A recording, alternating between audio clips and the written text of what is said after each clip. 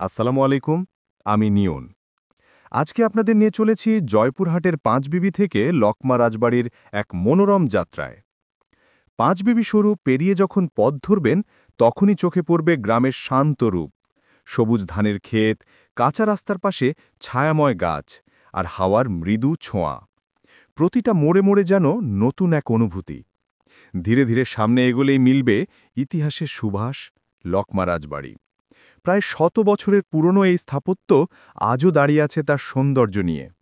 ঝরঝরে দেয়াল, পুরনো নকশা আর রাজপরিবারের স্মৃতি সব মিলিয়ে জায়গাটি যেন সময়কে পেছনে ফিরিয়ে নেয়। ভেতরে ঢুকলেই চারপাশের নীরবতা আর পরিবেশ আপনাকে গভীরভাবে ছুঁয়ে যাবে। যারা ইতিহাস, স্থাপত্য আর শান্ত পরিবেশ ভালোবাসেন, তাদের জন্য লকমা রাজবাড়ি এক অনন্য গন্তব্য। আজকের এই ছোট্ট ভ্রমণের সঙ্গে থাকার জন্য ধন্যবাদ। আমি নিয়ন। আবার দেখা হবে নতুন কোনো সুন্দর জায়গায়।